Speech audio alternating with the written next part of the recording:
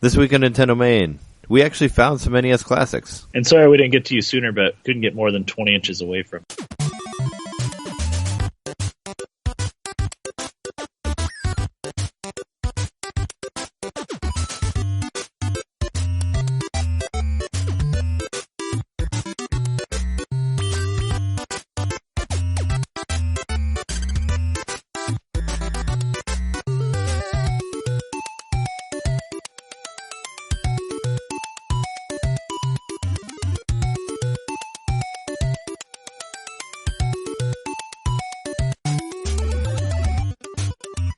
Welcome to NintenDomain, episode 46. We are your hosts, myself, Trey Johnson, and... Jereme, NES Classic Edition Mikowski. NES Classic Edition. That's my new middle. Trey 2-foot cord Johnson. That just... Yeah. That's an awful nickname. So yeah, we got NES Classics. I know last week we said that we were going to get them, but from what I heard, it was difficult for a lot of people to get them, but we lucked out to get them. But so consider this a gloat cast. Well, I don't. Let's try not to gloat too much. I don't want to be a dick about it. I mean, because it sucks that Not a lot really. of people didn't get one. But let's just do news and games really quick, and then we'll get into our NES Classic stuff. All right. Is there any news that I missed for this week? I don't remember, aside from the NES releasing. Other than Virtual Console and stuff like that? Caught? Well, yeah, let's talk about Virtual Console. 2 big games came out this week, right? Or was it 3? Because I know Resident Evil Umbrella Chronicles, which I just bought, is now available on Virtual Console. Right, we were just talking about that on Halloween. Yeah, which I bought for $8, and it's $20 on Virtual Console, so I don't feel that bad about ordering it. You shouldn't, plus you own the physical copy of it. Plus I have a disc now. But it's just funny that I bought it, and then like a couple days after I bought it, it showed up on Virtual Console. And also, one of my favorite Wii games, Rhythm Heaven Fever, is on there for $20, which I think is a little pricey, but that game is awesome. Like, if you want to play Rhythm Heaven games, I totally recommend it. It's super fun. For the ease of access, $20 is worth it. For ease of access, and it's a shitload of fun, and it's long, and it's difficult, and I don't think I've ever completely made it through any Rhythm Heaven game, just because there's so many games in those games. Like, it seems like, especially with the new one, it's like, you beat the game, and it's like, oh, no, wait, no, here's a whole nother, twice the games that we had before. And it's like, oh, you beat the game. It's like, oh, no, here's another set of games. It's the same as what was before. And it just keeps, like, going and going and going. Especially with Mega Mix on 3DS. Like, I haven't seen the end of that. And some of them get to the point where they're just too tough, you know? It's hard for me to continue on. Or you need a lot of dedication. You really got to put into it to... You kind of get to, like, bottlenecks, because you'll have to beat something to progress, right? Yeah, you do. But actually, what is good about those games is if you fail something like 2 or 3 times, they'll give you a free pass, and you can move on. So if you play it enough, you can get through the whole thing without beating everything. But it still gets kind of difficult if you suck at everything and you have to fail things multiple times before you pass. It does kind of put makes the game not as fun, you know, if you can't figure it out. But I 100% recommend Rhythm Heaven Fever. If you don't have it, you should check it out. And I felt like there was a third one in there, too. Or there was another Wii game that they added. I felt like there was a lot that they put on this week. Do you remember what the other one was? I thought there was a third one. I don't remember, man. I feel like we didn't even mention stuff last week that came out. What, like 3-on-3? The basketball game? We did not mention 3-on-3. Yeah, speaking of basketball games, well, we said that. We always skip basketball games because we skipped it for when we did the Switch reveal. We didn't talk about the basketball game that was in there. Because, who cares? But yeah, 3-on-3's on there if you wanted to play that. That's a Square game, right? Isn't there a couple of Final Fantasy guys in there? I think so. Yeah, it was a kind of an arcadey basketball game. I've never played it, but... Yeah, I heard it was all right, actually. I mean, people seem to like it. If you're into those arcadey basketball games like NBA Jam and stuff, I think it's, maybe not quite the same thing, but it's supposedly got those kind of fantastic elements to it. Plus, you're in the Mario universe, so of course there's going to be power-ups and stuff. Yeah. And it's a little more 3D, and I remember it getting reviewed fairly well when it came out. I do remember being pretty surprised hearing about it and thinking, wait, a Square basketball game. It's like they had the mashup of Super Mario RPG back in the day, and then it was like, now we're going to do a Mario Square Sports mashup. Yeah. Well, you can never really tell with Square nowadays. They put all sorts of weird things out. I mean, they were putting weird things out before too. Like, I think they've got on the original NES, they've got a fortune teller. I can't remember what the game's called. but it's just like a fortune-telling game. Yeah, well, like Rise of the Tomb Raider, that's a Square game, right? Now? Yeah. And was it, like I said last time, like Deus Ex, that's made by Square also. So they've got their hands in a lot of weird things nowadays.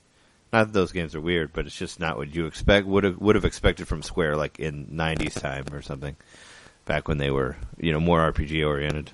When was that Mario game? That had to have been like 2006 or 2007, right? The basketball game. Yeah, I don't know.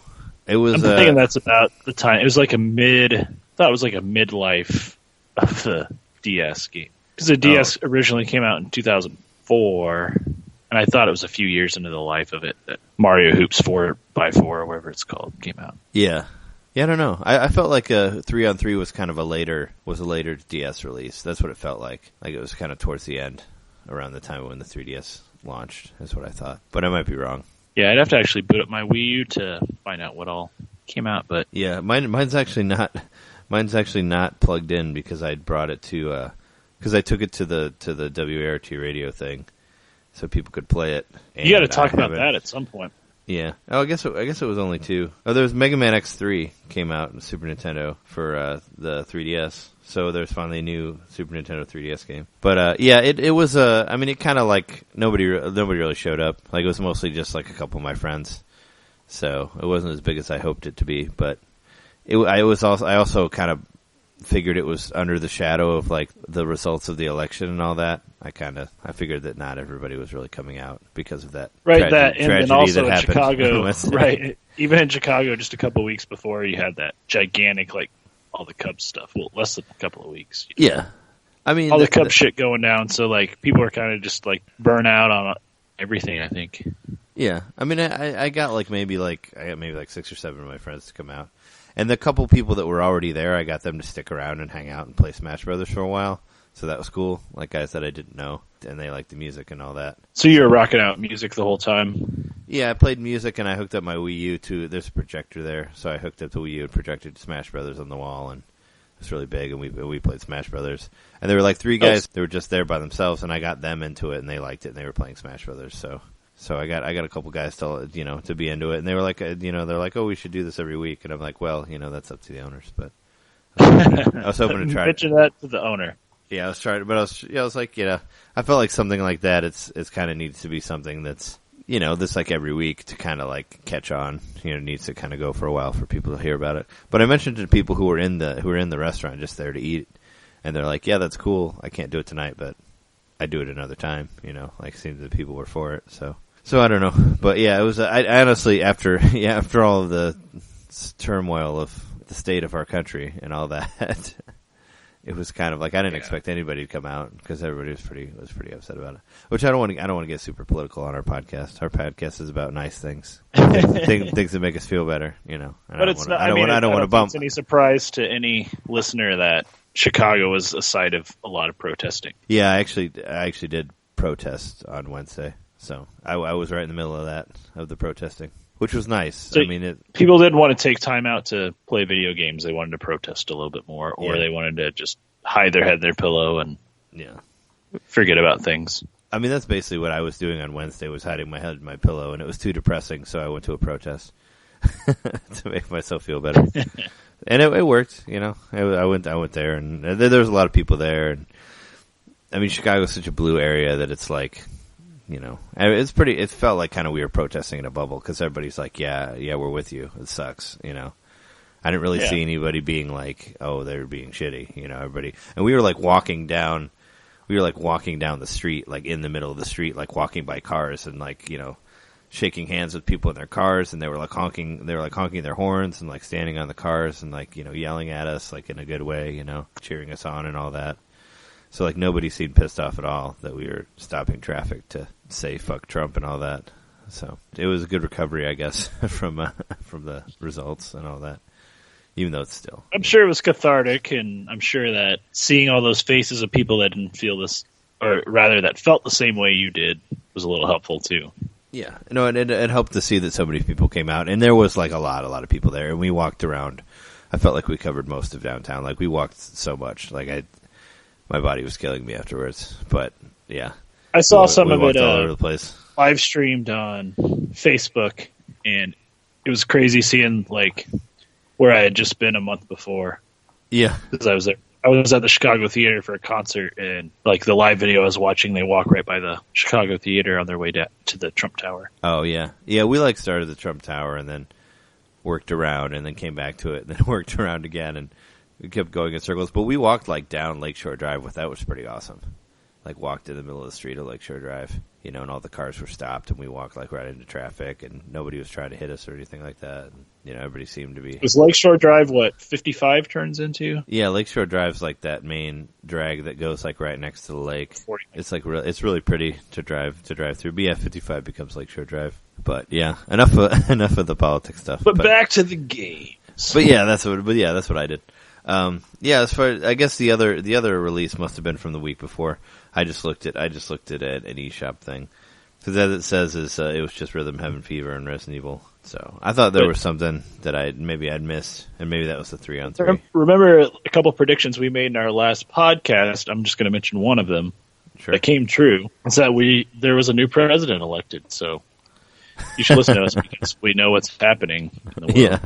We do. We actually made a couple mentions of the scariness of that, so maybe we knew that too. Even on our Halloween episode, you know, I said that because you said it was a scary time, and I said because of the election, and we mentioned it again the last one. I don't remember in what way, but we've done it a couple times. But yeah, that happened. But on the bright side, we got NES classics, so we'll talk about that later. And actually, I bought. Did you buy anything else for the week? Did you get any other games? No, I've been sitting on my cloud. I double dipped in the buy two get one free Target thing, so I went back over there and bought. Actually, I mixed it with the Amiibo because you can mix Amiibo with games. I bought an Amiibo Festival, Animal Crossing Amiibo Festival, so I got 2 Amiibo with that, and I bought Waluigi and Daisy, so I got 2 more Amiibo. So I basically got that for like $30 because one of the Amiibo was free. And then I walked over to the GameStop because I wanted Boo and I couldn't find Boo there. So I went all the way to GameStop and I found Boo and I found Robin. They just re-released Robin, the Fire Emblem Amiibo. So nice. It was a good haul. I ended up getting 5 Amiibo for about $50. And I pretty much got Amiibo Amiibo Festival for free, the Animal Crossing game. And because you just get the Amiibo, yeah.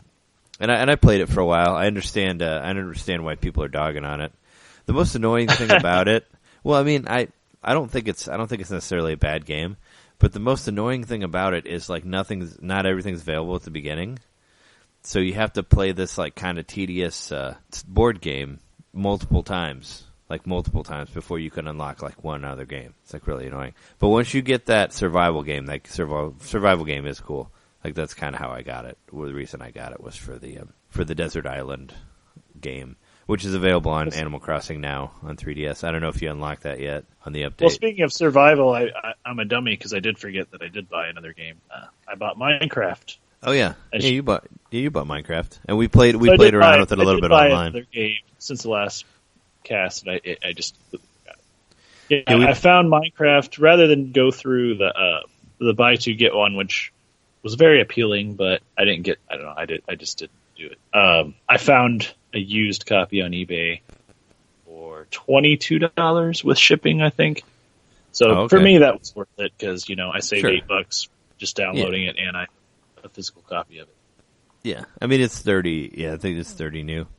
But yeah, you ordered it and got it, and we played a lot. We played online a little bit for it, and then my internet kind of crashed after that, so I wasn't able to get back on for that night. It wasn't working for whatever reason. But yeah, it was fun. I'm still kind of trying to figure it out, but voice chat, man, it's something you can do on Wii U for one game. Well, I think the one of the call. It seems a little iffy to me. Like you couldn't hear me very well for a little while, and well, I didn't. When I put my headphones on, I could hear you better because I was listening to you through the TV, and that was when I couldn't really hear you. Oh, so everybody heard me talking about Minecraft for a minute, but then I used a headset, and then not like when you were telling me about finding wool and stuff like that. But when we first got it talking, I couldn't hear you because the music was louder than you on the TV. So I turned I turned the music off, and then I put a headset on. And when I put a headset on, it was fine. But when I was trying to listen to it through the TV, that was kind of weird. So I found it better to just use the headset that came with my with my phone, and that worked fine just through the controller. It doesn't seem like you can use the microphone that's on a cell phone headset. You still have to use the microphone that's in the gamepad, but it's right in front of your face anyway. Oh, okay. Well, it seems like it. I thought that you could, but I don't know. I think I've just I don't put think it, so because I think that's just a straight up audio port on the gamepad, so it wouldn't transfer the microphone. Oh, as well. I thought that you could, because I thought there were some headsets released for when Call of Duty Ghosts came out, like way back when, because you could do voice chat on that.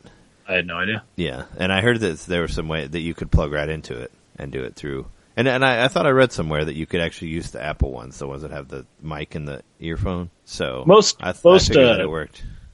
Headphones that come with, you'll get a free set of earbuds with. Oh, they probably all have mics in the headphone, right? Yeah, and I was using my Samsung earbuds that day, and it just didn't seem like it to me because you couldn't hear me, and then I leaned really close to the gamepad and kind of yelled into it. Yeah, when we first started, I couldn't really hear it, but then I could hear it after that. So I don't know. We'll have to play around with it some more and figure it out. I will say I do like the Wii U version of Minecraft. I'm a fan so far. Is it a lot different from the other ones? Well, to be honest, it feels different, but only because it's been updated a lot since I was playing the 360 version. So they've updated. It's essentially the same game that was on the 360. It's not the same version you would get if you had a PS4 or an Xbone, because those maps are a lot bigger. So what we have is it's a last generation version of the console Minecraft, which is kind of convoluted in its own way, because if you play on the PC, you're going to get a superior version to what's on current gen consoles. Yeah, and that's basically draw distance though, because Minecraft is not a pretty game. Not just draw distance; it's actual size. It's not. Oh, okay, draw distance and map size. I'm just saying because the textures aren't pretty at all. And I think that's what they're trying to go for, I would say the simplicity of it. Oh, absolutely. I'm saying I don't think it actually looks like a good game. It looks like a very basic Doom type game from the 90s. It would, just from that's why it's supposed to be a 16-bit 3D kind of game. That's kind of okay. That's the idea. Yeah, because I remember when I first saw it, I didn't know what it was. I thought it was a mod that somebody did. Somebody made Call of Duty look like crap or something like that. Well, it did kind of start out as a mod. So it did start off as a mod. Yeah, sure. But it was based off of the architecture of some other freeware games that were out at the time. But this was back in 2008 or 2009. So that was a while ago. Sure, but yeah, it's fun. It's fun to play online. We'll do it again. Maybe try to capture something at some point and put it out there for the people who like to watch that sort of thing. I went out. I was promoting the thing at the bar, and I dropped into to one of the used video game places over by me, and I ended up buying a couple games there. I found Ken Griffey Jr. Winning Run, the sequel to the other one that I have. You got the sequel? Yeah, I found it for $5, so I picked it up. Oh, really? The rare version, yeah, and it's good. I suck at those games, so it looks better though, right? It's hard, but it's more of a simulation. That one is, the rare one is. So everything looks more photorealistic. It doesn't have the arcadey charm of the one before that. So I kind of like the one before it better. It doesn't have that whole All-Star Baseball arcade thing. They've kind of did away with that, and now it's just more of a traditional simulation baseball game. But it looks really good. I thought the graphics look pretty good too. Yeah, I couldn't find the home run derby on Winning Run. I don't know if it's in there. It's hidden because I went through all the modes and I couldn't find it anywhere. So I thought maybe it was taken out, or maybe they don't have it, or maybe you unlock it later or something, or maybe it's in I don't know. Maybe it's hidden and somewhere in the menu that I couldn't find. But yes, I suck worse. I suck worse at that one than I do the one before, because I feel like the fielding is a little bit easier in the first Ken Griffey Jr. game, probably just because I played it a lot more. But it's cool to have it now. You mean as far as once you catch the ball, throwing it to the other person and stuff like that? That's easier in the first one. I mean, catching the ball in general.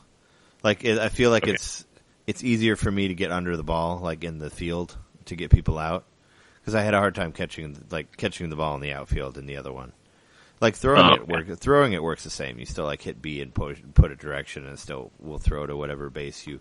The pad is the bases. It's right is first and up is second. Which is how it's been in a lot of baseball games for a long time.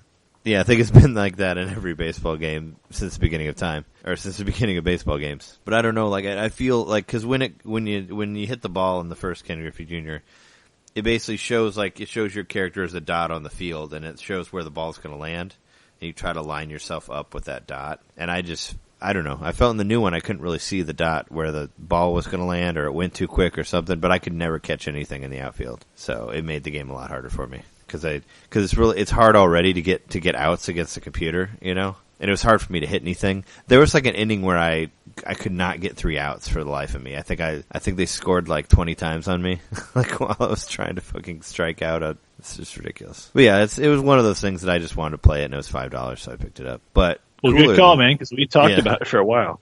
Yeah. Yeah, that's why I was like, when I went in there, I was like, man, I should see if they have that game. Because it's a sports game. I'm like, I should be able to get it for a couple $. I mean, it's a Nintendo sports game, but I don't think anybody really cares about Ken Griffey Jr. So, yeah, I found it for $5. But more importantly, I found a little game called Jurassic Park for Super Nintendo. Have you ever played that game? Yeah. Yeah, that game is awesome. I forgot, like, I used to play the crap out of it when I was in high school, and I never owned it, but a friend of mine lent it to me. And it's like Wolfenstein. Like on Super Nintendo, like it looks great, and you can play it with the mouse. You can actually play it with the mouse that came with Paper Mario, which is awesome. Oh, cool! I have that mouse now. Yeah, you can use the mouse for the first person shooter stuff that's inside with the dinosaurs. Wow, so it's like an archaic PC game. Yeah, pretty much. It looks great though. It looks like Wolfenstein 1. Like the dinosaurs and all that. I think it looks just as good as Wolfenstein looked on the PC. But yeah, that's a game I'd forgotten about, and I bought it for, I don't know, I think I got it for like $6 or $7. But yeah, that game's awesome. Like I forgot how much I like that game, and it has mouse control, which is pretty neat. One of my favorite things that I ever, and it just brought it back when you said Jurassic Park on the Super Nintendo. One of my favorite things I ever remember seeing online was a few years ago. Somebody decided that they were going to post a picture, or they were going to try to sell a refrigerator. And so it's a refrigerator full of Jurassic Park Super Nintendo cartridges. Oh, wow. Really? Yeah. Yeah. So you can look this up online if you want. Just look up fridge or refrigerator Super Nintendo. It was back in like 2013, 2015. Oh, or around. Wow. I'm seeing a few different articles of it. But someone was literally selling a refrigerator full of Jurassic Park SNES cartridges. There's over 100 of them. Some of them have boxes, some of them don't. But it's just multiple copies of that game, and they're like in the drawer on the side, and then like in the butter spot in the fridge. There's like 4 of them stacked on top of each other. And then well, that explains why it was so cheap. Because apparently somebody, I don't know, somebody bought that fridge, or somebody had enough to fill a fridge with them. So there must have been a lot of them out in the wild. It must have sold. They were selling it for $1,500 on eBay. Does the fridge work? I don't know. This is like, I'm looking at it right now. Like, this is something that I just remember seeing on the internet a few years ago, and I'm finding like old posts about it. But I don't know if they ever actually sold the fridge. But I'm looking at a picture right now, and it's got to be at least 100 cartridges inside of it. And then they've got in one part of the freezer, they've got a bottle of Bacardi. And everything else is Jurassic Park cartridges. And then in like the crisp drawer, it's full of the boxed copies. Nice. Well, at least they got some class, like Jurassic Park and Bacardi. That's like a good night there, I think. Hundreds of Jurassic Park cartridges and a bottle of Bacardi. You'll be having a good time. Especially if you have hundreds of TVs and hundreds of Super Nintendos with mouses or mice or however. I think the real thing is with maybe mice. You could just be like, you should try throwing your cartridge. Yeah, throw your cartridge in the fridge for a couple hours and see if it's more fun after you like to play it afterwards. Well, I did have a hard time getting it to start when I first got it because I had to clean it a little bit. So maybe it plays better if it's colder.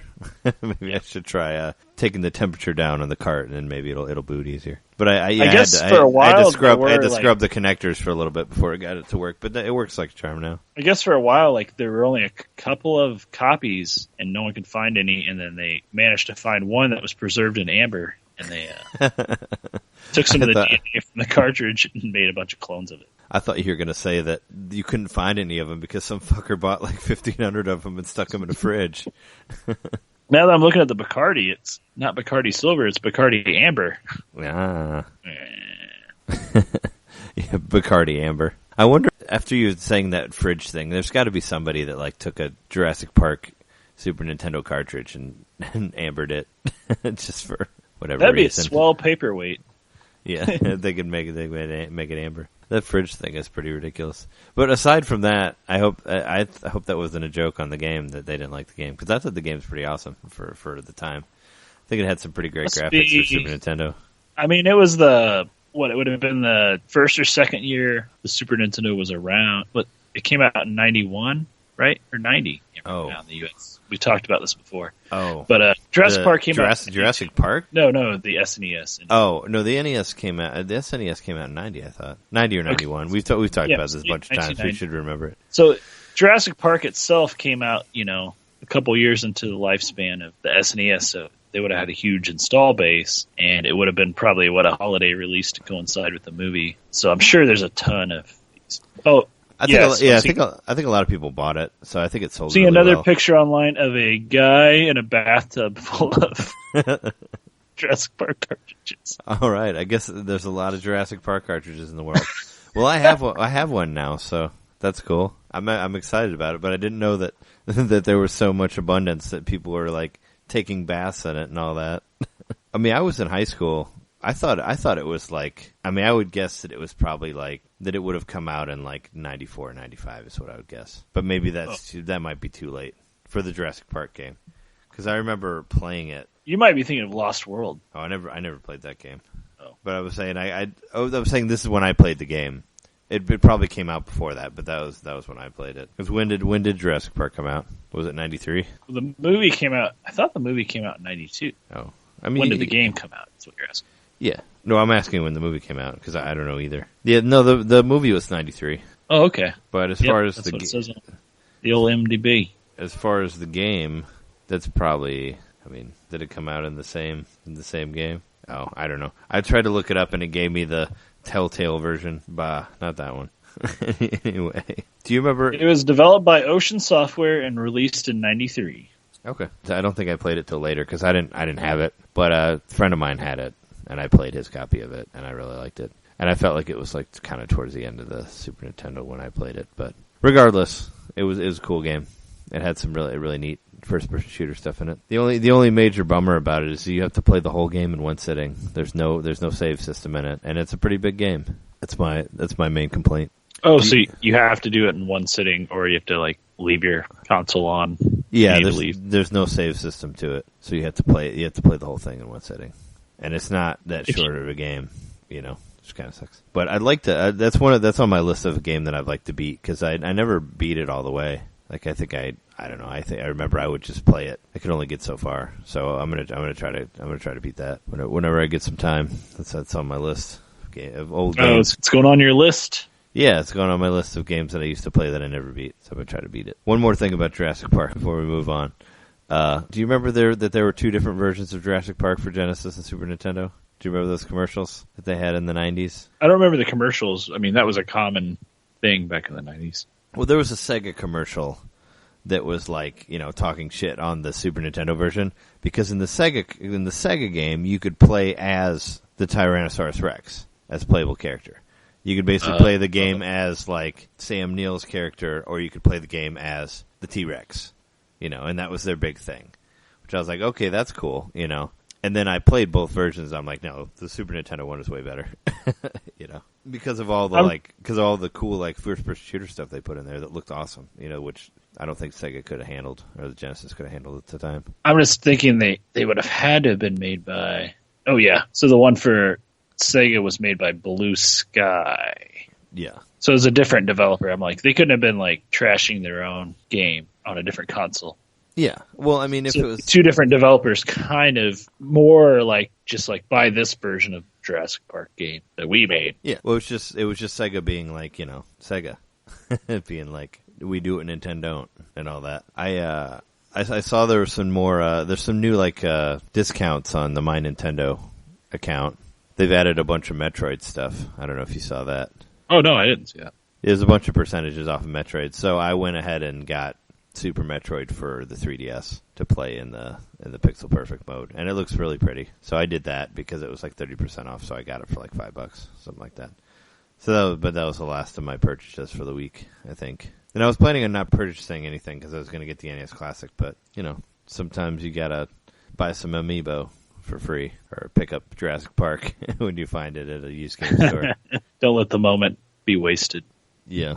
Well, do you want to take a break and head into the topic? Sounds good to me, man. All right, cool. We'll be right back.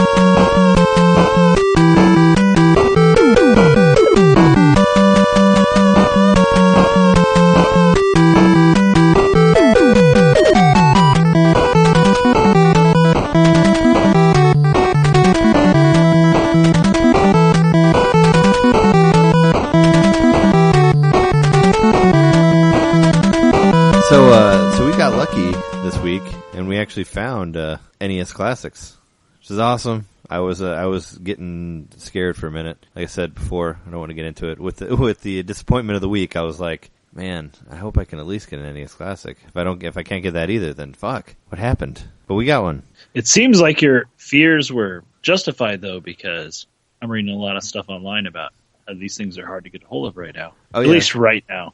Yeah, speaking of which, before I forget, I put up a thing on the Facebook forum just asking people to share their stories with me, and that I'd use them on the show. And it seemed like most people did not get any. There was there's only a few that I actually got stories from. And there was one guy who said he drove 30 miles to the local GameStop, and I'm paraphrasing these. And he said that he got shot down there. But then an 8-year-old came in, and she asked for one from the counter, and they broke her heart as well. Oh, so which sucks. Another guy, and I know there's another guy who said he actually got one from Amazon. Believe it or not. Oh, really? Yeah. You met someone? You talked to someone? Know someone? Yeah. Somebody commented and said that they got one from. He says, I went to Walmart at 6:30 a.m. They open at 7. We arrived. They'd already let folks in. Somebody said, I got the last ticket. So then they left. Get to work at 8:30. Found out about the limited stock on Amazon, which was 5 o'clock their time. I thought it was 2 was Pacific, so I didn't figure it out. I actually checked at like 2:30, and I was like, it's still not up there. It must be gone. Would have been 4-hour time. Yeah, it would have been 4-hour time. They said 5, so they must have been in East Coast. Uh-huh. But they said started looking at 450, refreshing the page every 30 seconds. Until 5, where they start refreshing it. And then he said, open the See All Buying Options link in a new tab, and then they found it. It was at the top of the list, and they were able to get it, but they're not going to get it until Wednesday.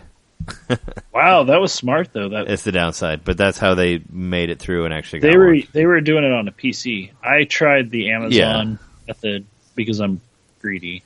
Not just because I'm greedy, but because I wanted two.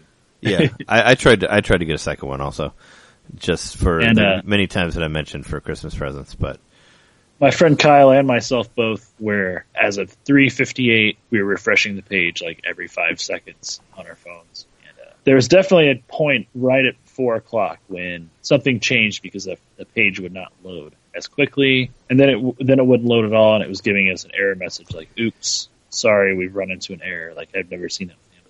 And I kept getting either that, and then after a while it actually said, product available, and I would click add to cart, and then it would go back to the oops page. Yeah. And then I would hit back and refresh to make sure I wasn't just going back to an archived back version of the page or whatever. I'd refresh it, it would say it was available, and I tried for 5 or 10 minutes, and it was right at the start of my work shift, so I actually had work to do.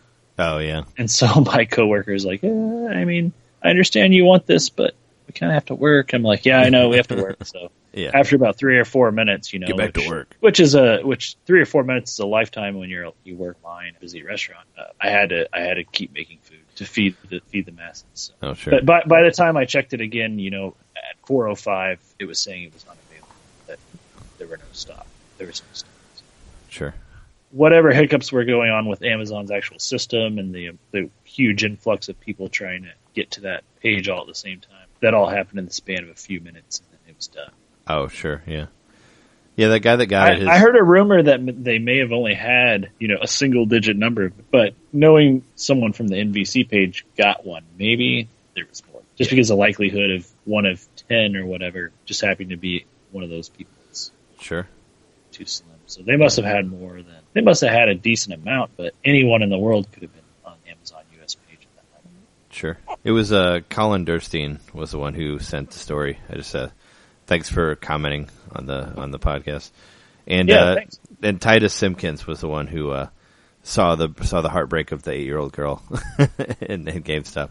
So thanks for responding. I just wanted to mention you guys' names, so in case you listen, that we paraphrase your stories, but we appreciate you commenting on the question and all that. But what about our stories on on how we got the NES Classic? Why don't you go first, since you got yours first? Yeah, I got mine at midnight on November 11th. So I got it right when it was released. I was at work the previous day talking to my friend about the Amazon event. He's like, well, you should just go to Walmart. They do midnight releases for video games. I was like, are you sure? He's like, yeah, you might as well check. So I'm like, all right, I'll go check. So I worked so this would have been Thursday night. I worked until 11, hung out for a second, and went home. And I live about less than 10 minutes from a Walmart. It's a pretty nice straight shot in my house, though this kind of rural Walmart in central Illinois.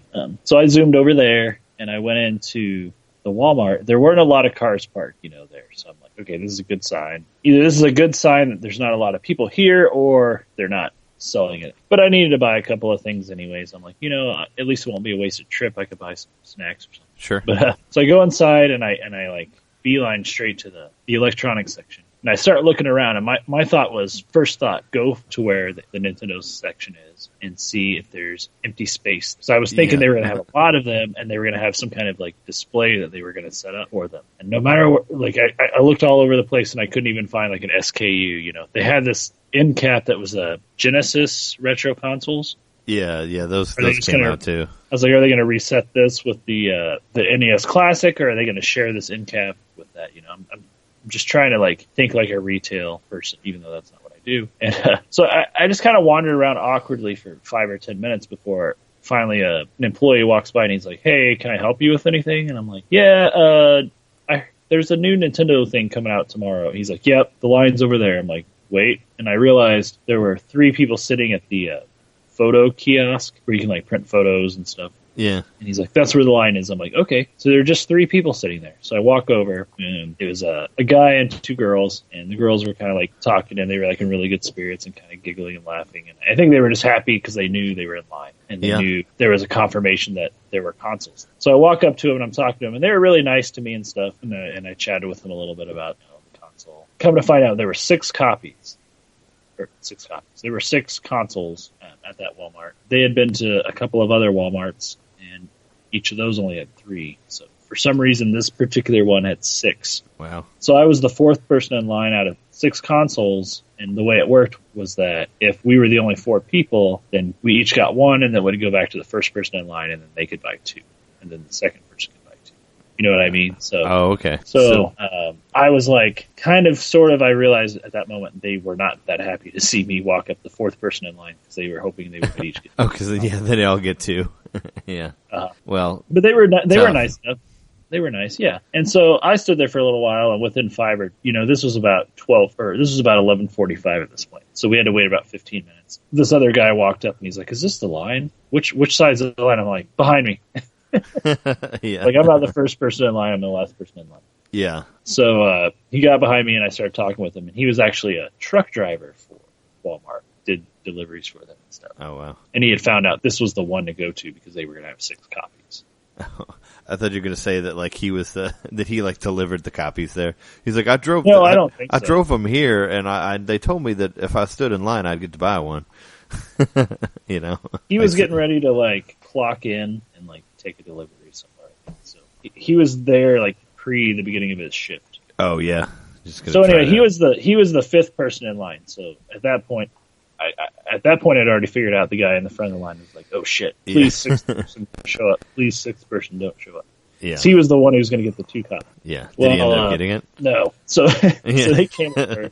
So the same guy that had directed me to the line came over. He's like, "All right, guys, well, follow me to the register. You still have to wait until midnight, but we're going to open a register just for this." So they actually opened one of the lanes just for us, and we stood in the lane for a little while, and then someone speaks up, and they're like, "Actually, go over to lane 11." So I'm like, "Oh shit! Everybody stand in the same order in line because there are 5 of us. Yeah. We have to all stand in the same order." So like, there's kind of a bustle. The guy in the very front didn't even go to the, he cut to the front of the store to get to the lane from the front end. And as we're walking over, the 2 girls in front of me that I originally mentioned were like, "Grandma?" And there was this lady with a full cart of groceries walking towards us. "Hey, that's our grandma." And so I'm just kind of like, what? I'm just not okay. figuring out what's happening here.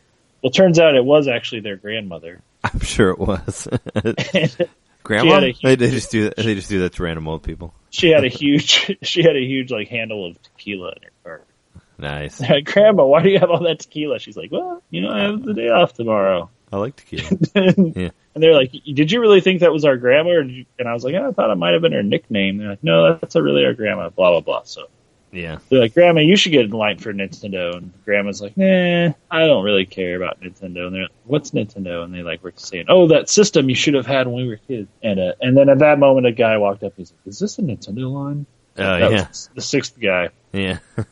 So he got in line, and we just kind of stood there and kind of shot the shit for a little while. And the truck driver guy and the 6th person in line guy started talking to me about the, I think it's called the Retrobit generation. They were talking to me a little bit about that console that's supposed to be coming out soon or whatever that has 100 games on it. Oh, yeah. I haven't heard about that. So we talked about that a little bit. And so anyway, that's kind of the whole story. So finally, we look up and we see the cashier opens up the box. It's just one box with the six systems in it. We all look at, we're craning our necks to just see it as he opens. He's unboxing the box. So I said, "We're seeing an unboxing of boxes." Yeah. And he unboxed it. It was glorious as he pulled it up. I was like, "Oh!" They're so small. Those boxes. And then we still so had tiny. to wait a couple more minutes, and finally they started ringing up. Yeah. Dude managed to sell me the 5-year or the 2-year service plan for $5. Oh, I don't really need it. He was like, "It's worth it." And I was on cloud 9 because I knew I was buying a console. So I'm like, "Sure, give me the service plan." Well, with how short that cable is, you might end up breaking it. Maybe. Right. So I've got a warranty on my console beyond just the Nintendo one. As the 2 girls, or as the 3 people in front of me, got their consoles, I was like, "Congratulations, congratulations." I was trying to be in good spirit about it. And I was kind of trying to nerd out with everybody in the line with me, but none of them really seemed like they were, they knew what it was, but they hadn't obsessed over it like I have. Oh, sure. All the details in the pixel perfect mode and how it comes with the HDMI cord, how it has 4 save slots for each game and stuff. So I was trying to talk to them about that. Yeah. They're like, "Oh, is Paperboy on there?" I'm like, "Well, no, I don't think Paperboy is on there. I mean, it would have been great if Paperboy could have been on there." "Oh, is Dragon Warrior on there?" "No." Did they say that? Yeah. Yeah. Oh, it and this other guy was like, "You know what game I wish was on there? Jackal." Jackal. Yeah, I remember that game. Did you tell him that he can get that on Virtual Console for Wii U? Because I think you can. I think Jackal's actually on there. So yes. I just, after I was given the game and my warranty, I just walked out with the biggest smile on my face. I can't believe I just happened to come here, almost kind of gloating even to myself, "You're a lucky motherfucker." Yeah, good thing you had the right place at the right time. You just happen to be "Let's just go to Walmart at midnight. Just hope that they're selling it." It wasn't like that. Like I said, it wasn't that far out of my way. I had other stuff to buy, which I completely forgot. Once I got just walked out of the store without the cat litter and the food I meant to buy. But I bought it the next day.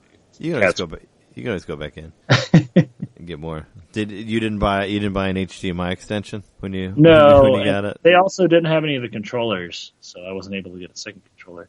But I already had a classic controller, which I did actually use today with my friend. We played some 2-player Tecmo Bowl. Oh, cool. Yeah, I used a classic controller today also just to try it out. And it works good. I like having the home button where you can reset it without touching the system. Yeah. That's nice. And I plugged just for shits and giggles, I plugged the nunchuck in there, but it didn't do anything. Just to see if I could at least like move around, but I couldn't move with it. So I tried that since I saw someone on NBC posted something like, "What happens if I plug the nunchuck in?" And there were a lot of really hilarious replies. I think I remember one. Yeah, people said like Chuck Norris appears and kicks you in the face or something like that. but I was like, I should try it. I'm like, I wonder if you can like. Well, there's 2 buttons on the nunchuck, and there's a stick. You know, that's maybe you can at least move around. But no, you can't even move around. So I'm like, it's one-handed NES. Yeah, I just thought maybe I could try it. You know, maybe I could just move back and forth, but I couldn't even move back and forth. So there you go. That's what happens with the nunchuck. When I came home, I just kind of set it down and looked at it for a little while. And I knew I was going to plug it into my monitor on my desk, my computer monitor, because it's got HDMI on it. So I was just like, I don't really care about the length of this cord. Like, it doesn't really matter to me because I'm going to be within 2 feet of the console at all times anyway while I'm playing it. So that hasn't been a problem. I did have like a serious moment of thinking like, should I just not open this thing? Should I just hold on to it for a little while and see how rare it's going to be? But I quickly talked myself out. I was like, fuck that. I'm going to play this shit. Like, I want this. This is for me. So I opened it up. Yeah. It's going to be rare for till whenever they send more out, you know. I don't think they're going to try to go the route of like the GameCube adapter or anything like that, where they're going to be like, oh, it's only came out this one time, and then we're not going to re-release it. They already said that they're going to send more out before Christmas, so I have a feeling that by next year sometime you'll see them around, you know, or you might even see them around by the end of the year if they make enough of them. I don't know. I don't think it's going to be something where it's like they'll make more of them. If they're selling them, they'll make more of them. I mean, they'd be stupid not to, you know. Wouldn't make any sense. But tell me, I mean, hopefully you feel the same way as me. You don't want to be that person to sell it for a bunch of money just because you know you can buy it later. Yeah, I know. I wouldn't do that. Because I've had a couple of people I know, I'm not going to mention names, who are just like, sell it, because they're going for they're going for a lot of money on the internet. Now, because people just think that maybe they're not going to get it and they have to have it for the holiday, you know. They have to have it for that Christmas gift. I think it's probably mainly what it is. I feel bad for anybody that pays $300 for a $60 thing. I mean, that's a markup there. I've seen it. That's like I've 5 seen it go times. for over $1,000 on eBay, but I think it was a couple of days ago when that happened. It's dumb. Right now, it's hovering somewhere between 180 and like 500, depending on how you list it. Well, it's like you remember Amiibo? Yeah, there's a lot of them sitting around now. It'll get there. Just have patience, or get lucky, I guess, and find one. I don't know. I mean, I tried to buy a second one, but I wasn't gonna sell it. If I did, it was just would be one of the Christmas ones I could buy early in case there weren't any at Christmas. But the main reason I wanted my second one was so that I would know that I had the gift one. So I would know I had mine and the gift one. And right now I'm thinking if I can't get another one, maybe I'll just put it back in its package and give it as a gift. Because there's no seal in the package. Yeah, it's like when I used to collect, I still collect toys. But when I was in high school and I collected like 10-inch figures that came in boxes that you could open, they're like mint in box, so you can take the figure out and put it back in the box and sell it as new because there's no seals or anything like that that's broken. So, fun fact. For box stuff and all that. I think that's why a lot of people keep the boxes of things, because you could put it back together and sell it as new, But I did realize sell it as mint or I whatever. I thought maybe my Mario new 3DS was rare, but they still have those at Walmart. So I'm glad I bought it, but I did not find something rare. Yeah. Well, quick side note, we forgot it in the news, but there's a $99 Black Friday. Two 3DSs coming out, which is awesome. That's like the cheapest the 3DS has been thus far. And it's the new 3DS. Yeah, it's a new 3DS, and there's a black one, a white one with these new plates or whatever. But they're $99, no free game, but still, that's pretty awesome. I think last year, the 2DS was the Black Friday deal, wasn't it? There was a 3DS XL deal as well that was like $140, right? Oh, I don't remember. I don't remember what the Black Friday was last year. I think it was like $140 for a 3DS XL, and then I think you could get like a 2DS for something like $60 or $70. That was the big thing last year. Oh, maybe did we mention it? Did we mention it on our? Did we mention it on our cast? we probably did. We could go back and listen to it. I don't know if we were that on top of news back then. Maybe try it out. But I don't remember what the Black Friday thing was last year. Because I remember I bought my Wii U as a Black Friday thing, but I bought it after Black Friday because I kept the sale going. It was like you bought the Wii U and you got like a free $50 gift card, so I ended up using that on Wind Waker. So I got Wind Waker for free. But I've been wondering if they're going to do any sort of bundles or anything like that. Probably not. Probably like the $99 one is basically the best deal you're going to get for 3DS. I'm wondering if those are going to not be available also, though. I think the market's been pretty well saturated with different versions of the 3DS. So yeah, but somebody still might be trying to get $100 ones. I don't know. You can never tell. Well, like I told you, the 150 model is still available. So yeah, I've seen it. I've seen it at Target. They getting it for $100 hanging though. Out there. Pretty big deal. Yeah, like I've almost considered getting $100 one. Just that'd be stupid though, because then I have 3 3DSs. I don't need 3 3DSs. Is that the it's the XL too, right? The $99 one is. I don't think there is a XL one. No, actually, you know what? I think no, it's not. The one I saw was a black. It's the black new 3DS, which I have the white one. It's the regular size one because it has a plate on it, has an interchangeable plate. But it's the black one. Yeah, but it's the size of the one that you have. It just has a plate. It has a black plate on it. Well, it's black, but it has. I know, but I'm saying you could take the plates off, but it is the smaller version. So, if that matters, but I think it does. I think that's the one. I love my normal sized 3DS, new 3DS. After playing a lot of the Super Nintendo stuff, that's a lot smaller, the Pixel Perfect stuff. I'm really appreciating the XL because the picture is a lot smaller on that screen because of the 3DS Pixel Perfect stuff. So I'm kind of glad that I have that size because it would be really small if it wasn't, So I've been appreciating the size of the 3DS XL. Well, you should tell your story of your NES Classic. Mine is not quite as exciting, I guess. I mean, I lucked out too. Like I had that bar thing, that I did. I wrapped that up kind of early, so I got back around like 1:30 or so. So I went to bed. Then 1:30 or 2. I got up at like 7:20. Drove over to Target at like 7:30, 7:40, something like that. And there's like a huge line out there, and I'm like, shit, I'm probably not going to get one now. Yeah, there's a ton of people out here. So I basically park, like I drive by and like there's people who work in Target like outside and they're like go park, and I'm like okay. So I come out, I bark, and I get out of my car and I walk up to the person. I like walk towards the line, and the person's like, here, take this ticket if you want an NES Classic. And I'm like, am I gonna get? I said, am I gonna get one? And they're like, yeah, if you have this ticket, you're gonna get one. And I'm like, what? Okay, cool. And I took it and I stood in line. Then you peed your pants a little bit. And I was like, and I'm just like looking around, and I'm like, man, how many did they get? And like, people, maybe like 10 or 15 people behind me got in line and got tickets. And I saw 2 guys run at each other for the last ticket, which is pretty funny. Oh, really? Yeah, because one guy was pulling in and he like had his window down and he asked the Target and he's like, what's going on? The lady's like, park your car right now. So he like parks his car and she's like, this is the last ticket. And him and some other guy, and he like sprinted and grabbed the ticket and the other guy didn't get it.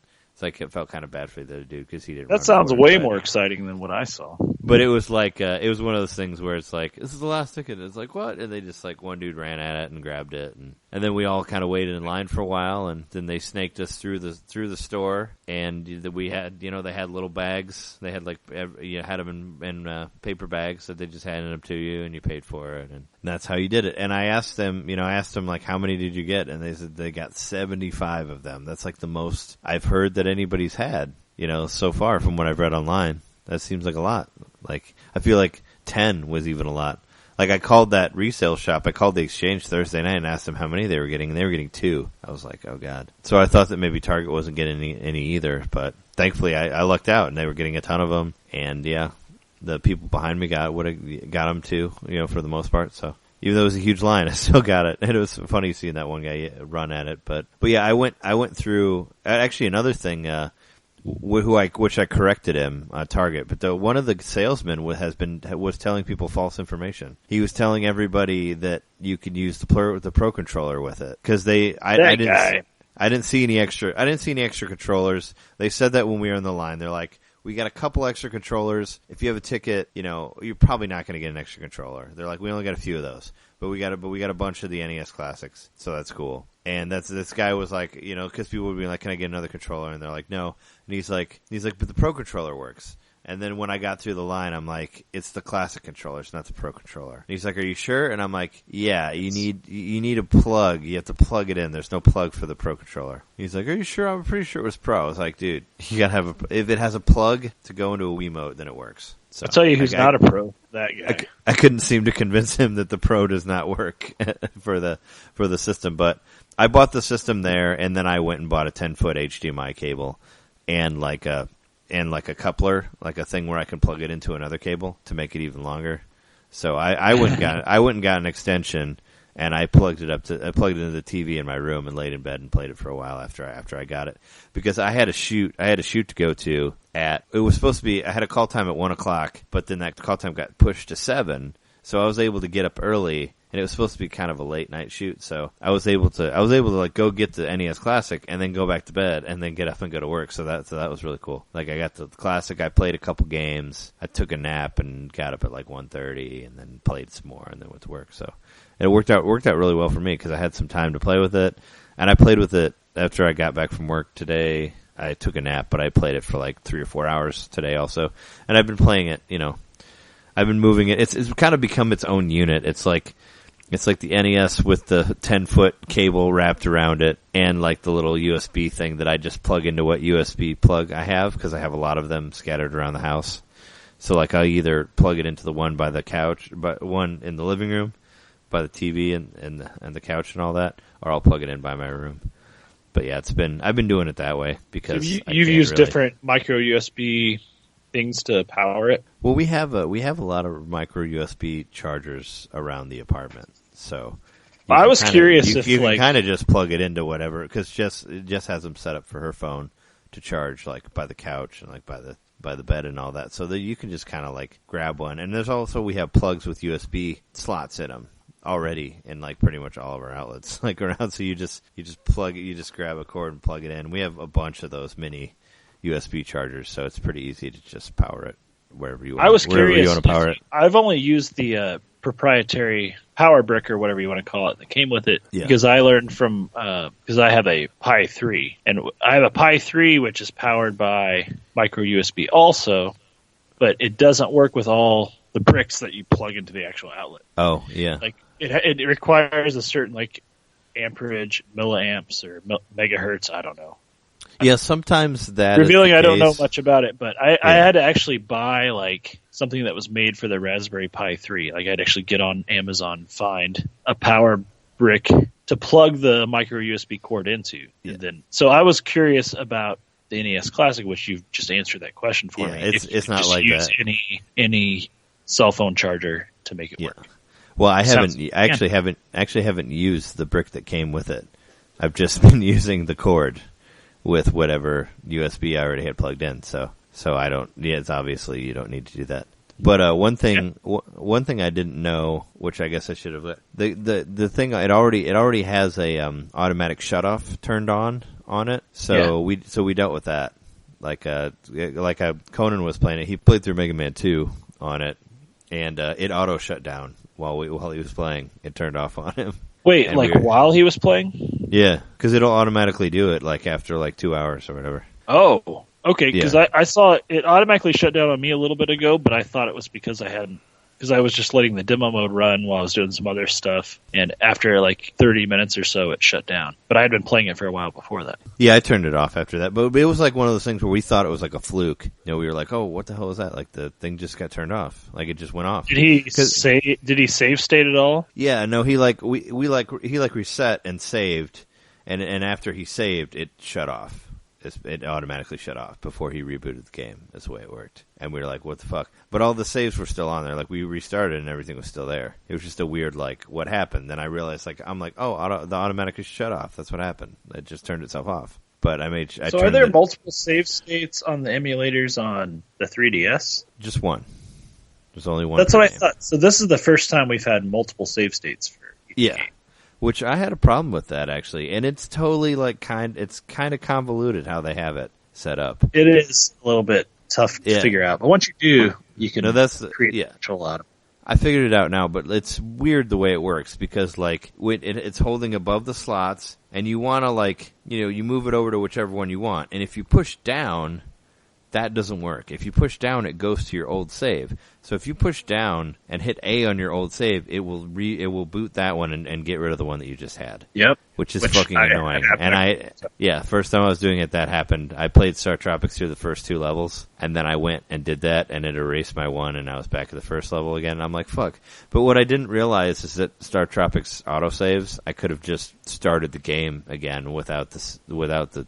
I didn't need that, like, save state.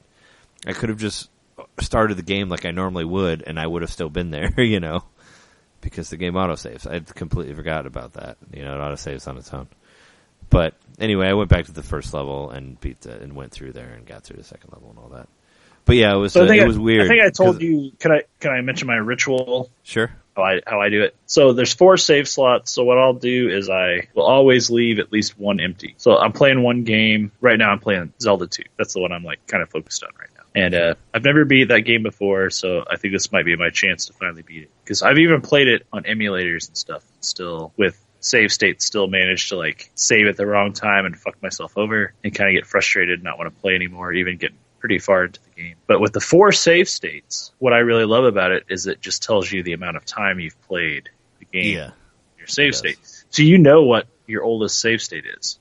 Yes. So I will save it, and I always make sure there's at least one empty slot. So after I save the game into an empty slot, I'll delete the oldest save that I have. That way, the next time I play, there's an empty slot. Or I'll delete all 3. But I've learned, like, every time I do a save state, I delete at least one other save. Just so that it's easy to, like, quickly save it, and it's, it's already there, so I can't fuck it up. Yeah. Because like you said, if you accidentally, like, select another save state, it deletes the one you were already playing. Yeah, it's kind of goofy.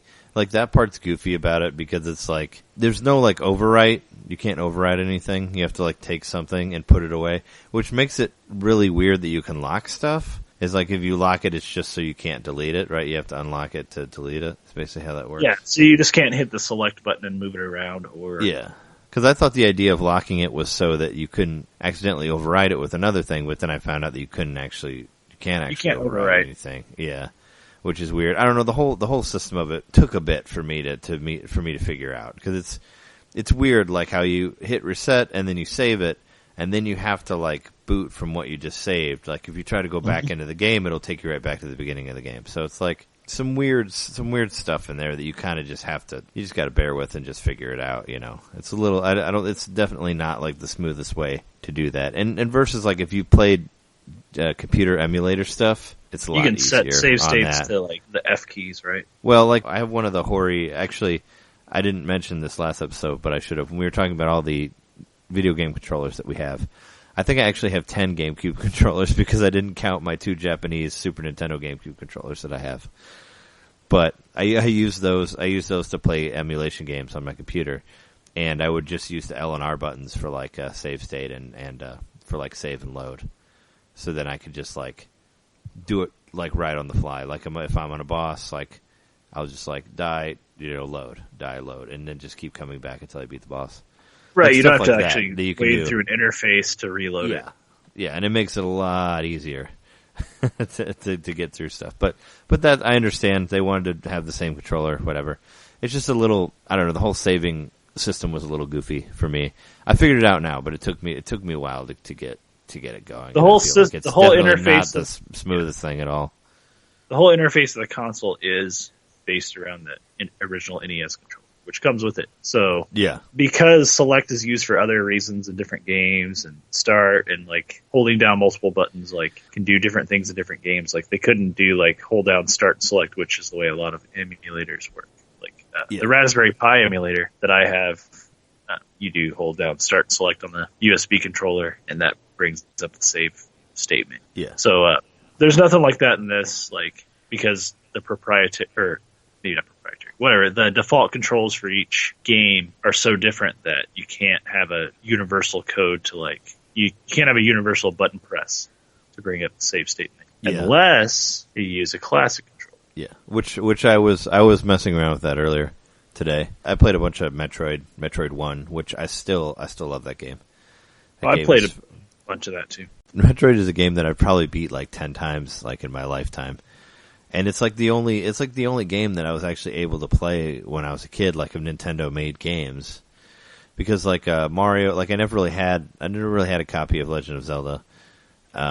And Mario I felt was like too hard. Like I couldn't get like, I could like warp to 8, but then I couldn't really get to the end of that.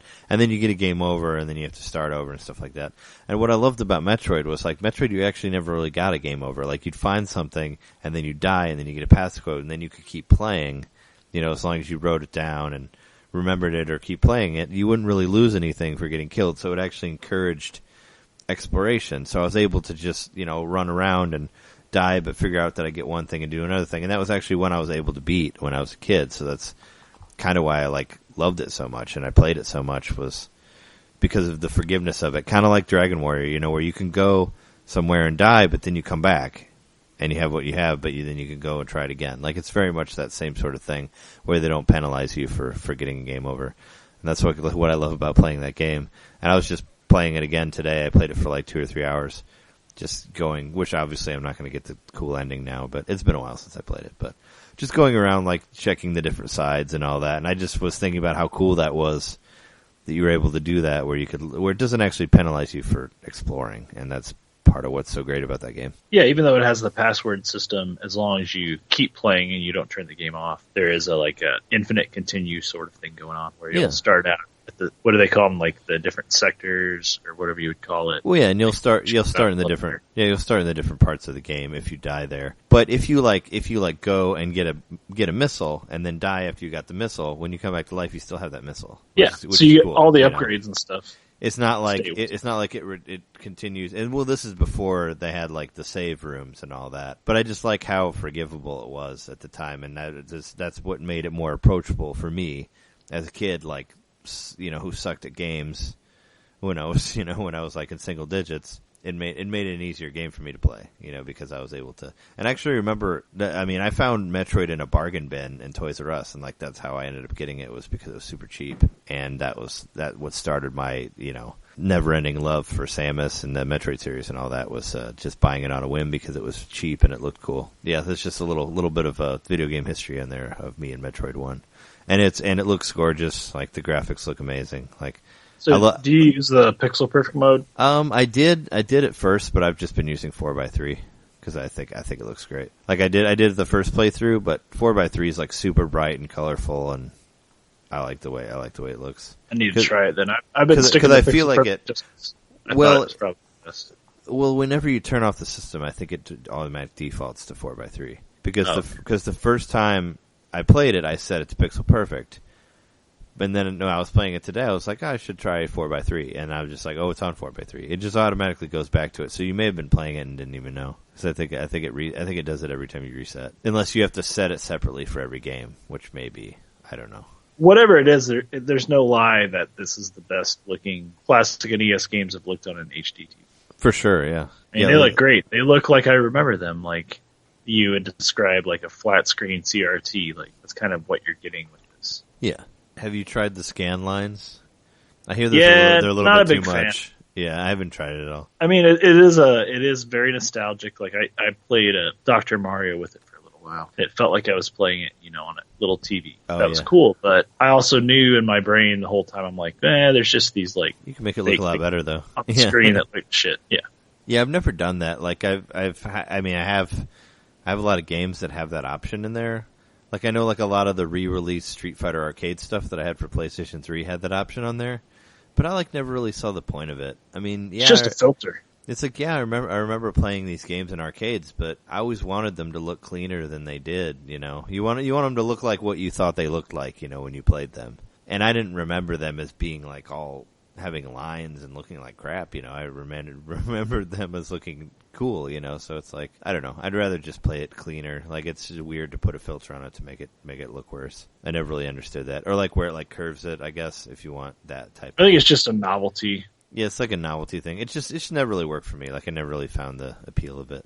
You know, it's like and were you to like set this up on like some little tiny monitor and make like a whole like setup out of it, maybe you would want the scan lines on it. Just maybe if you wanted to make a fake cabinet out of it or something like that, like an arcade cabinet. So I mean, it's nice that's built in, but both of us know we just want to see the really nice, clean sprites, and like they look great. Like they look, you understand better why these games stand the test of time when you can see them, like you remember them. But it's the same game, it's got the same glitches and everything, but it just looks so nice. Do you remember which game you played first when you got it offhand? I'm trying to remember. I don't know which one I jumped to first. Oh, what game did I boot up first? Yeah. I should wrote it down. Man, I should have too. I think the first game I loaded up was... Oh, I know what it was. It was Castlevania 1. Was the first thing I played on it. When I think I just loaded up Balloon Fight because that was first on the... Yeah. The first thing I played. The first thing I played was Castlevania. I went through the first level and beat the first boss and saved. That was, and then I popped out and played another game.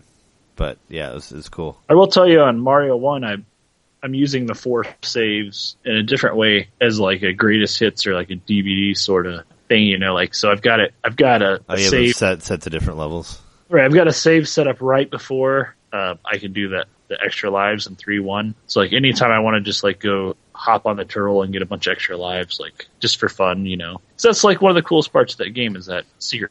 So like, I've got a save where I can just go back and do that whenever I feel like it. Oh, I just feel like get a bunch of extra lives on the stairs. Then I've got one that's saved on the warp zone for levels 2 through 4. Then I've got one that's set up for the warp zone for levels 6 through 8. Oh, nice. No, that's cool. So then you can just pop into whatever level, like whenever you want. Yeah, except for 5. I'm gonna have to go through again and get the 5 work for my 4th save, and then yeah, like you're saying, I can go any world I want to immediately with the save states. So that's kind of, I'm sort of seeing like the appeal of the multiple save states in that, and not just as like maybe something like Zelda 2 where you'd want to like save your progress, but if you fuck up too much, you want to revert to before you fucked it all up. Yeah, no, I understand that. Like I said, we were playing while I was watching Conan play Mega Man 2.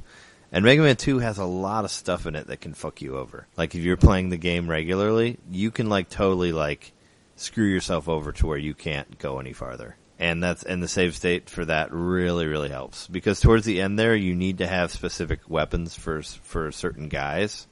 And if you run out of the weapons, no matter how many lives you have, you're fucked. Because you can't refill your weapons. So, yeah. So that save state, like, really, really, really helped. Like, especially for the Dr. Wily stuff. Like, where you need like the crash weapon, like, for a certain boss, and you need, like, all of it. Like, you can't waste any of it. Otherwise you won't make it through.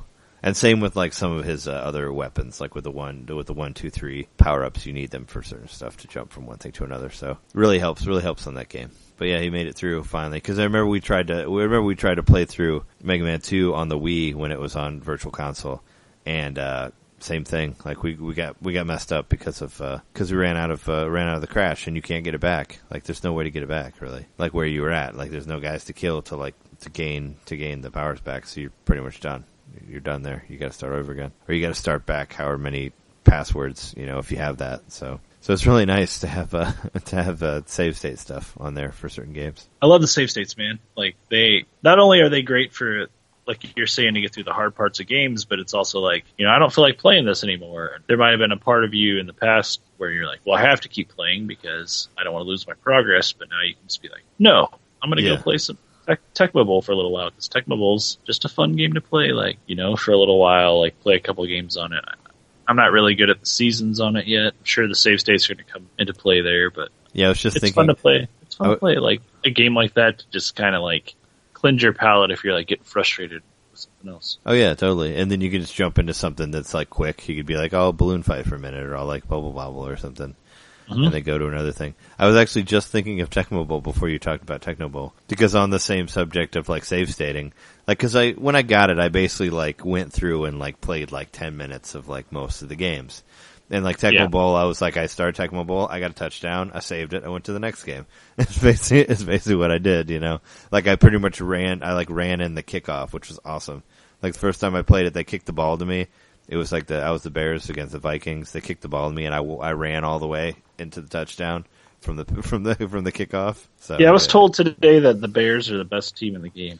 No, it's whichever one Bo Jackson's on is the best team. Oh, the LA, because he's like super overpowered. But so the Raiders? but the Bears one did well too.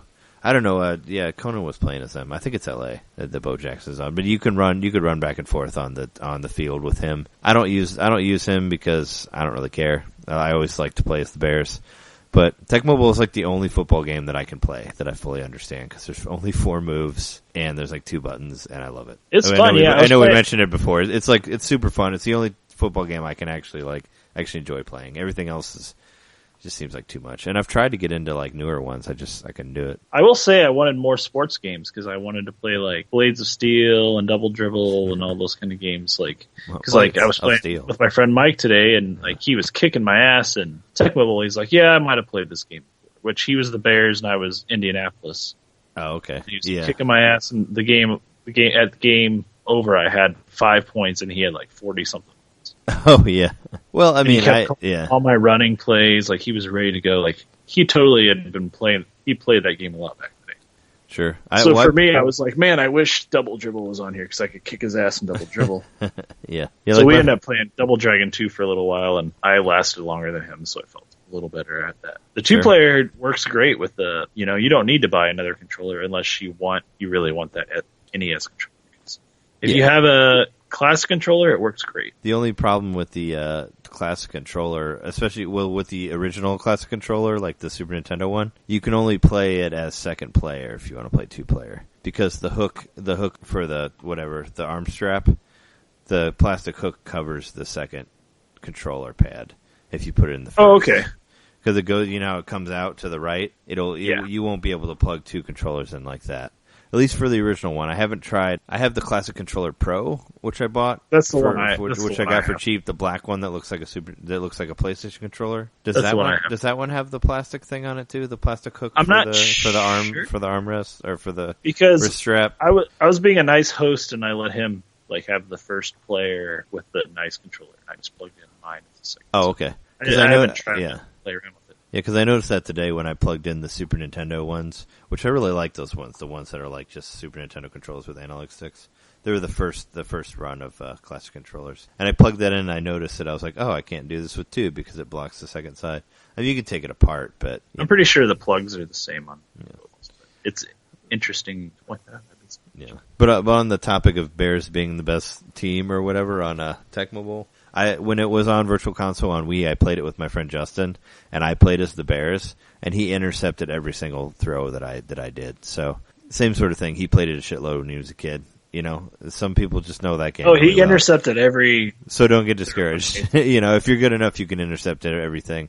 That's I do well when I play the single-player mode, but that was the first time I played with that game with another player, because I have it on my 3DS. Yeah. And when I was playing with him today, he was just kicking my ass. But the thing about it was, it didn't suck that much, because, he was having a ton of fun. And I was like, yeah, because I just wanted to, kind of show off this little thing I bought. I was like, hey, come check this out. And he's like, oh, really? What games you got? And we, ended up playing Tech Mobile for, half an hour, it was awesome. I've probably played this console for 6 or 7 hours since I bought it. Yeah, I think I played it I might have played it for longer than that, but yeah, about that, maybe 10 hours.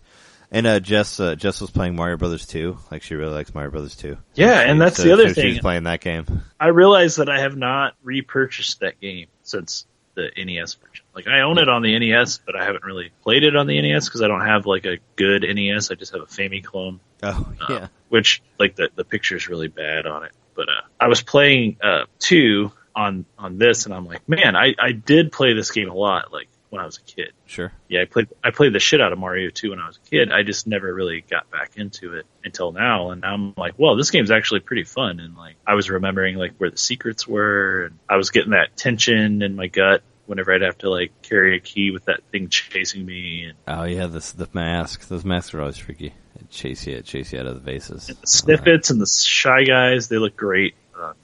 Oh yeah, everything looks great. The pixel art's very cool. But so yeah, this thing's awesome. I may have mentioned it. I think we talked about it back when it was first announced. We were I think one of the things I said was if you can find 12 games you like out of the 30, then it's worth it because you paid $5 each for the games, which is what they charge on the eShop. Now, the way I think about it is, if you're going to pay $60 for a game, pay $60 for this thing because you don't need a console. Like, yeah, it's the same price. It comes with everything you need, and it has 30 games in it. It's not just, don't think of it just as 30 games for $2 a piece. Think of it as, I can take this anywhere I go with 30 games, and everything comes in the box that I need to plug it for sure to any TV. Yeah. And play. Well, you need a second controller to make it a party system. Yeah. I already had the classic controllers, so. Well, yeah, we all did. I already had 3 classic controllers. I do, on the subject of Mario 2, I do kind of miss, even though it's such a hard game and I can't really play it, it just kind of make me a little sad that, like, the Japanese Super Mario Bros. 2 isn't on there. I kind of feel like it should have been on there still.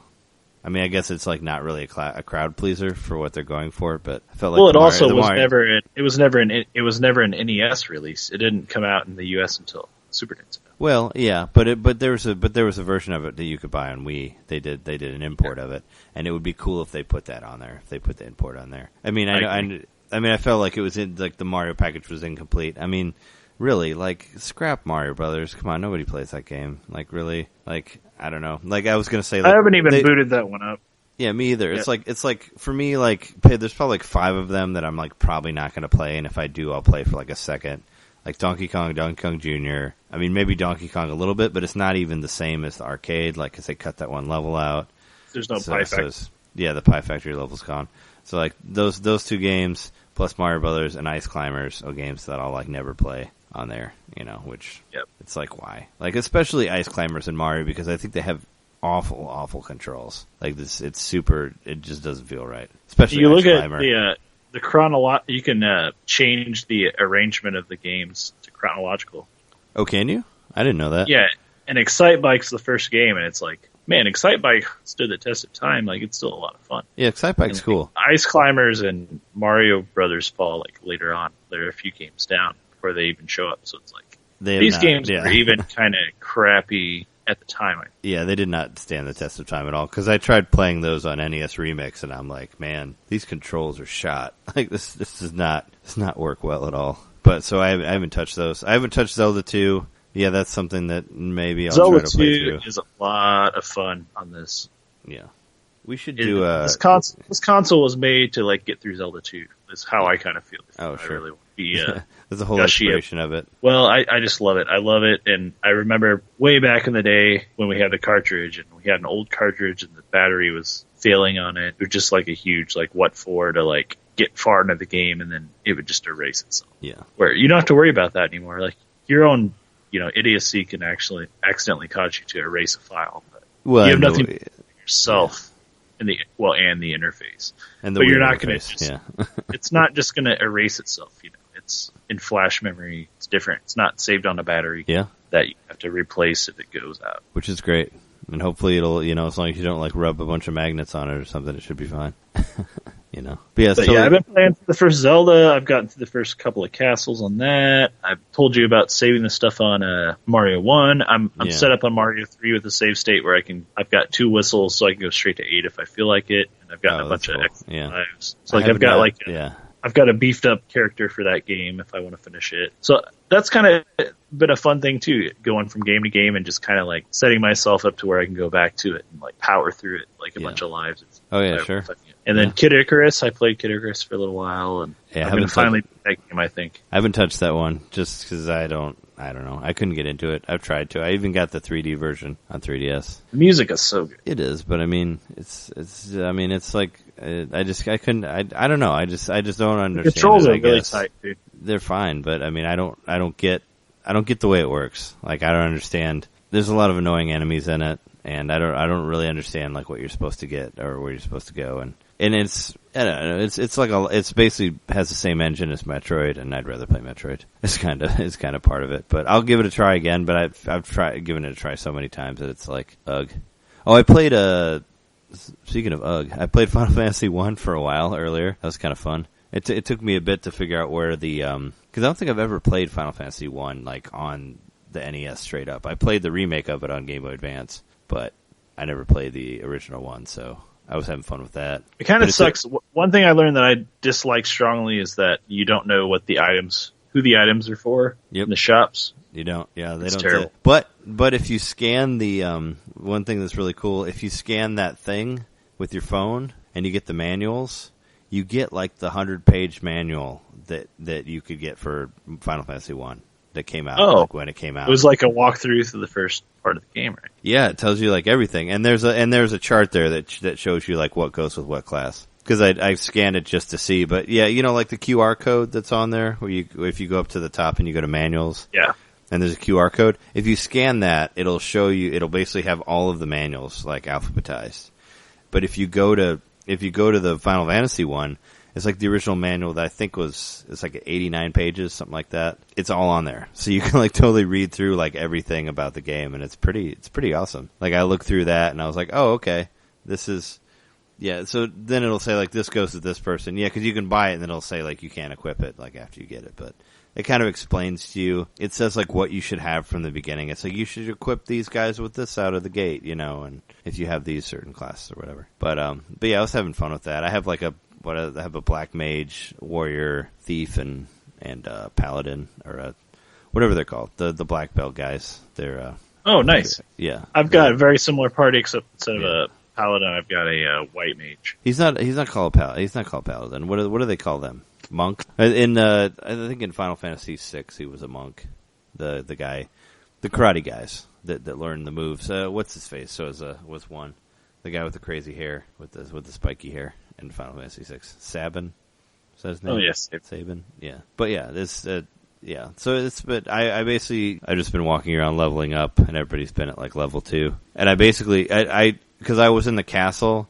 And I forgot that there's a town next to the castle where you can get all your items from. So I just basically went straight to the first dungeon and fought the boss with like no weapons at the very beginning and just got my ass kicked. It was hilarious. Yeah, I think you have to grind a little bit to beat. Oh yeah, no you do, but I couldn't find any weapons.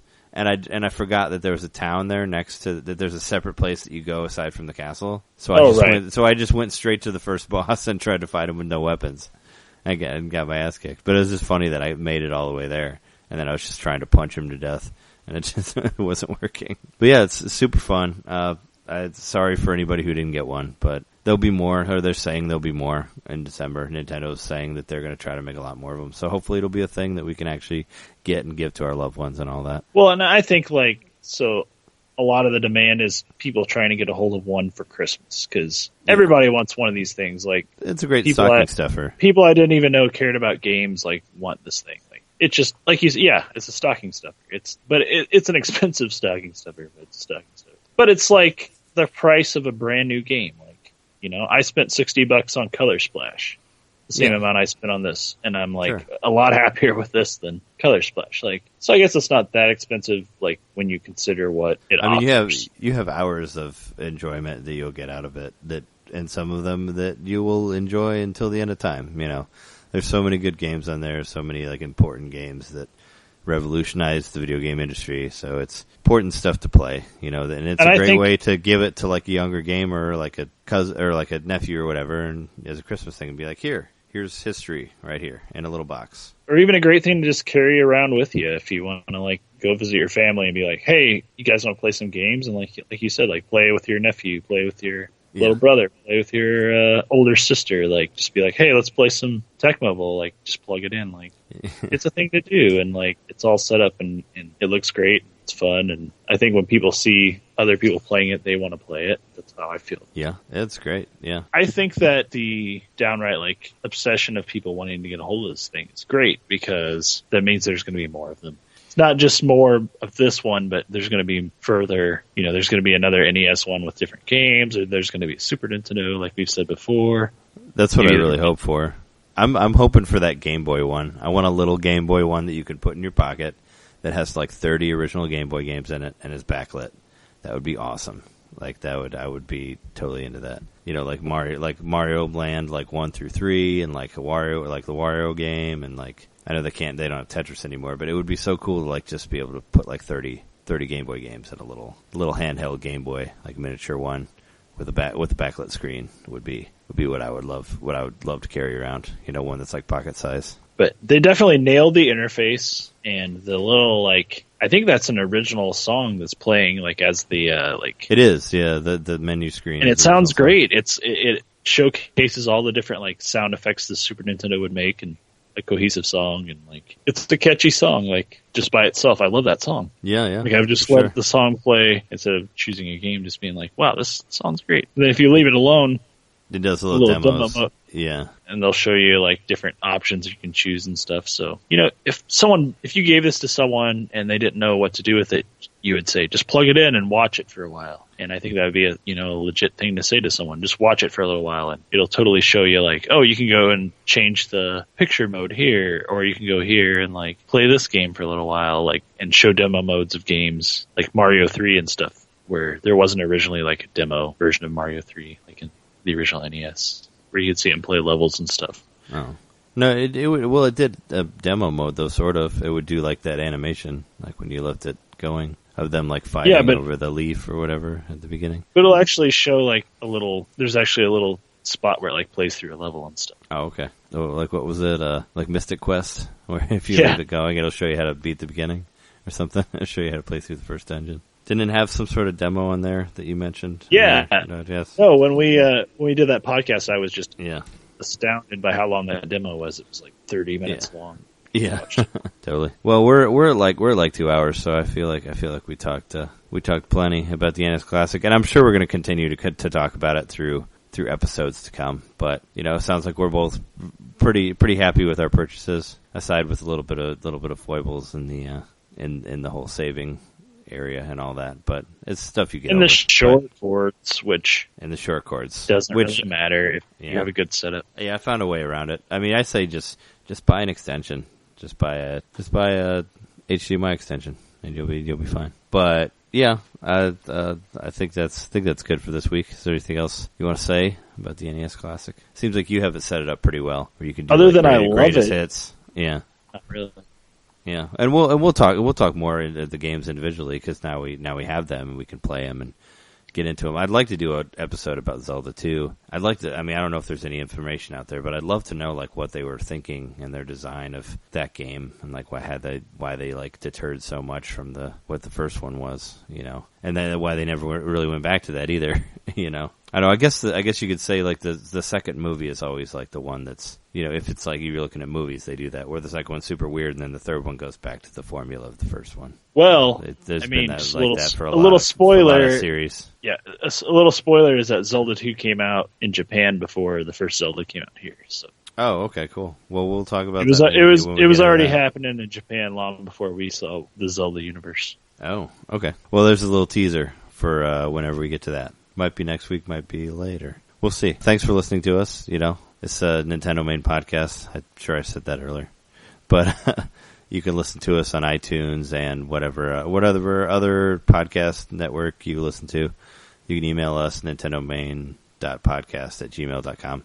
Or check us out on nintendomainpodcast.com. And we've been your hosts, Trey Johnson. Jeremy Mikowski. And we'll see you next week. See ya.